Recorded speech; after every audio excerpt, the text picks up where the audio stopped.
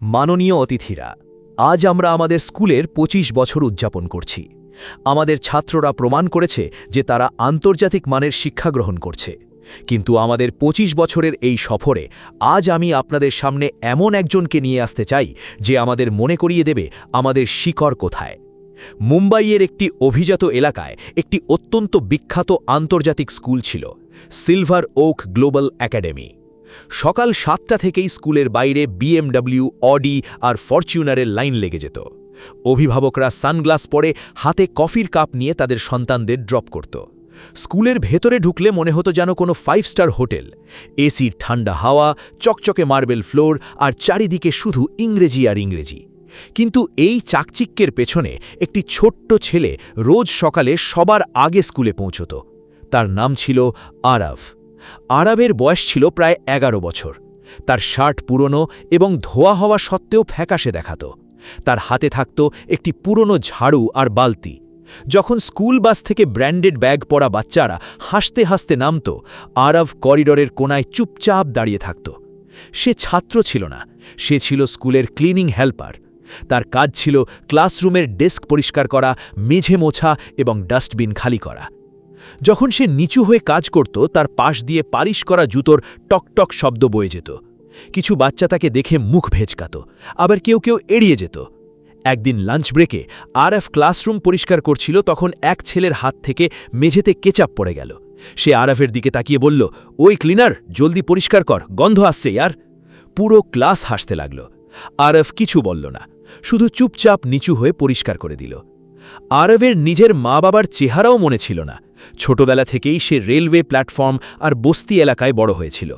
মানুষের কথা শুনে শুনে সে শিখে নিয়েছিল যে চুপ থাকাই নিরাপদ। কিন্তু তার ভেতরে একটি গোপন স্বপ্ন ছিল। যখন শিক্ষকেরা ইংরেজিতে পড়াতেন, আরবের কান নিজে থেকেই সেদিকে চলে যেত। তার কাছে ইংরেজিকে গানের মতো মনে হতো। রাতে যখন স্কুল বন্ধ হয়ে যেত, আরাফ তার ঝুপড়িতে গিয়ে একটি ভাঙা আয়নার সামনে দাঁড়িয়ে ধীরে ধীরে বলতো, good morning, how are you. তার গলা কাঁপত, কিন্তু চোখে উজ্জ্বলতা থাকত। তার মনে হতো একদিন সেও সাবলীলভাবে কথা বলবে।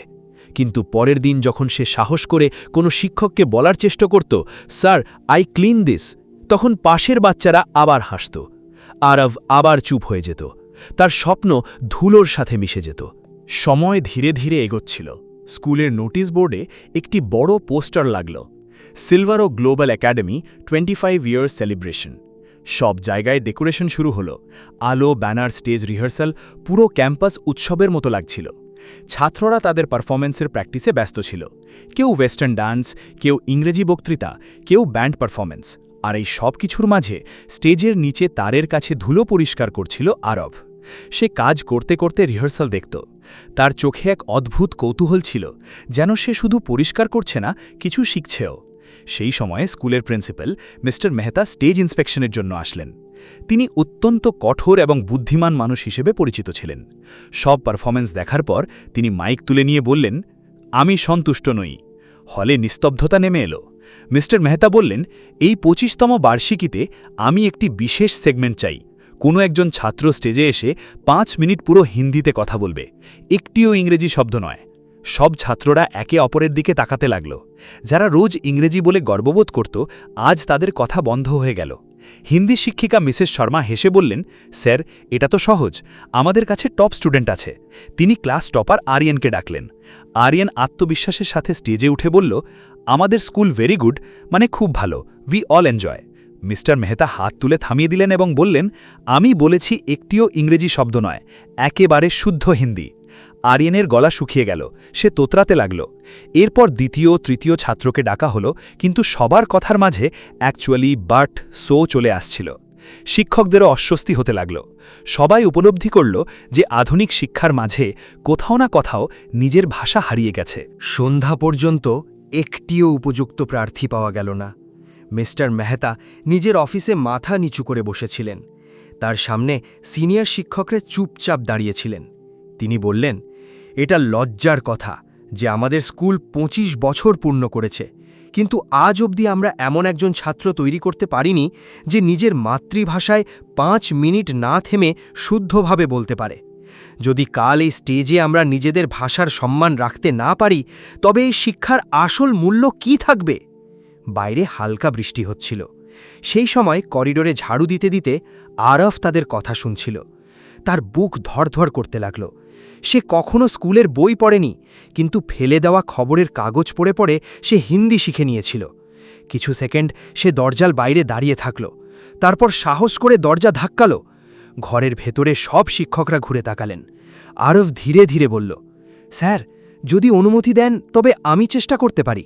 ঘরে হাসির শব্দ শোনা গেল। একজন শিক্ষক কড়া স্বরে বললেন, তোমাকে দিয়ে হবে না, যাও নিজের কাজ করো। কিন্তু মিস্টার মেহতা হাত তুলে সবাইকে চুপ করিয়ে দিলেন। তিনি আরবের চোখের দিকে তাকালেন। সেই চোখে ভয় থাকলেও নিজের উপর বিশ্বাস ছিল। মিস্টার মেহতা বললেন, যখন আর কেউ রাজি নেই তখন একে একটি সুযোগ দিলে ক্ষতি কি? হয় এ আমাদের সম্মান বাঁচাবে অথবা আমাদের আরও বেশি লজ্জিত করবে। আমি এই ঝুঁকি নিতে চাই। শিক্ষকরা একে অপরের দিকে তাকালেন। তাদের কাছে আরব শুধু একজন ঝাড়ুদার ছেলে ছিল। তারা জানত না যে এই ছেলেটি প্রতি রাতে আয়নার সামনে দাঁড়িয়ে শুধু শব্দ নয়, নিজের পরিচয়ও ধীরে ধীরে মজবুত করত। পরের দিন অনুষ্ঠান ছিল।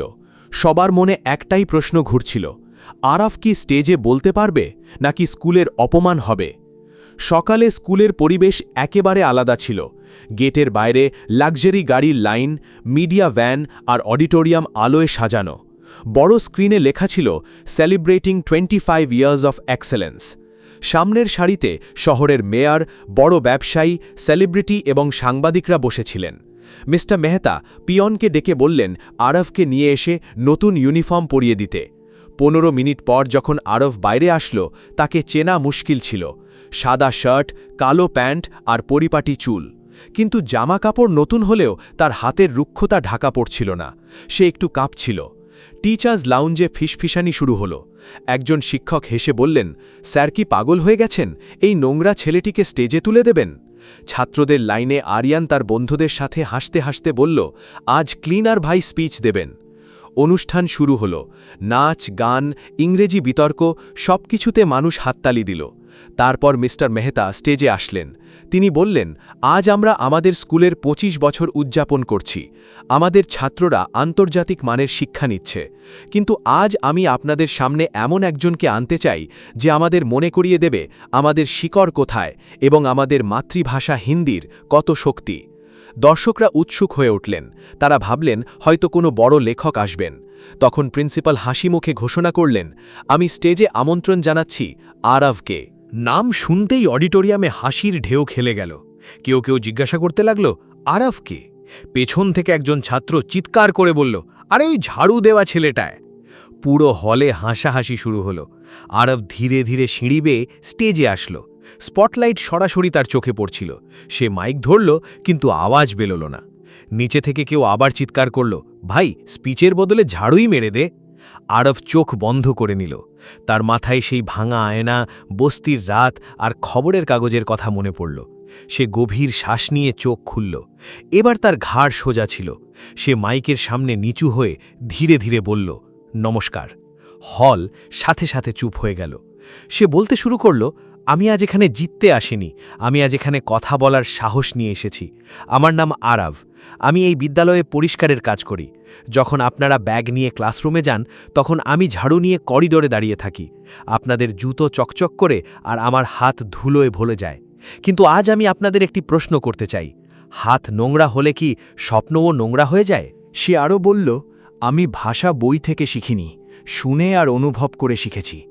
রাতে যখন স্কুল বন্ধ হয়ে যেত তখন আমি ভাঙা আয়নার সামনে দাঁড়িয়ে কথা বলতাম আর হাসতাম, কারণ আমার বিশ্বাস ছিল আয়না ভাঙতে পারে কিন্তু স্বপ্ন নয়।